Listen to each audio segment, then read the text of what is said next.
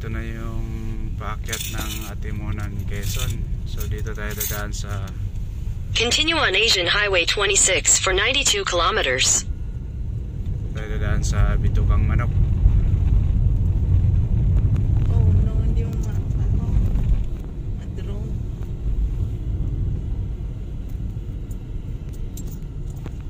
Laps. Ha?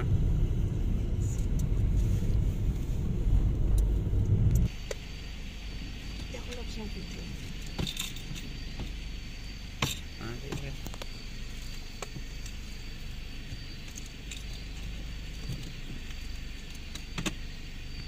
Good morning, nandito na kami, paakyat na ng Atimonan, Quezon. Yung tinatawag nilang Bitukang Manok. So waiting kami sa mga pababa.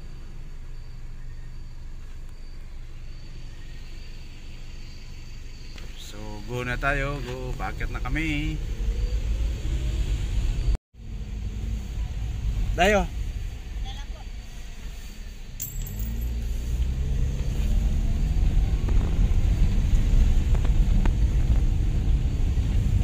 Oh.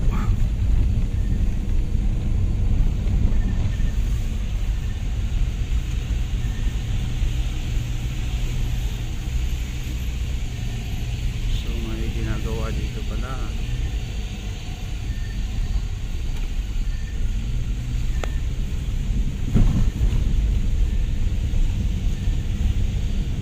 Doon na.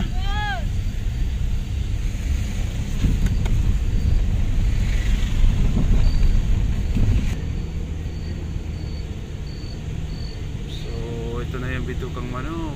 Oh, sayang. Wala tayong hindi tayo makapagpa-drone. Napaga yung daan namin dito kaya hindi pa tayo pwedeng magpalipad ng drone. Akala ko mga bandang alas 6. So mag alas 4 pa lang ng umaga. So siguro pagdating ng Atimonan, Quezon, doon na kami abutan ng liwanag. Kahit pa paano safety naman dumaan dito kasi marami din tao dito sa may bitukan ng manok. Yung paakyat na to ay maraming nagbabantay kasi may portion dito na counterflow yung way ng mga sasakyan. Instead na sa kanan, dapat dito ka sa kaliwa.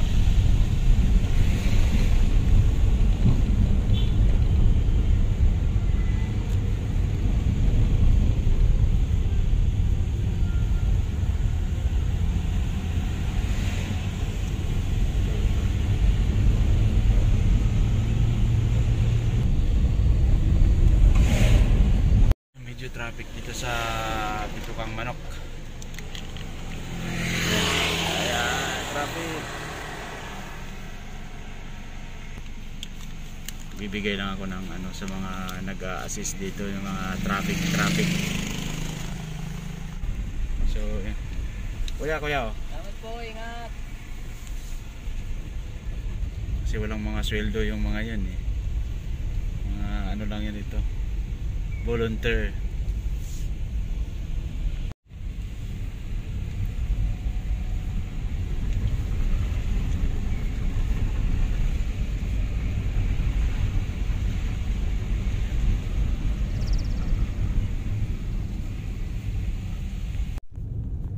Wow, ito na nga yung Atimonan, Quezon. Ang ganda ng sunrise.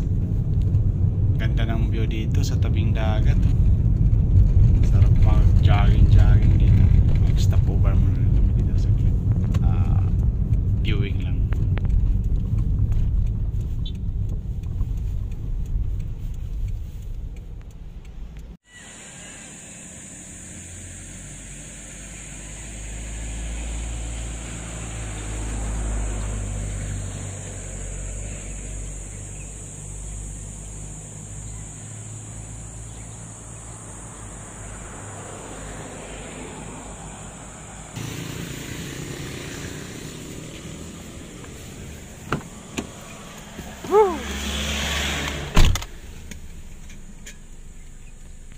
Good morning. Yes, ang saya ng biyahe kasi nandito na kami ngayon sa Atimunan, Quezon sa tabing dagat after ng bitukang manok.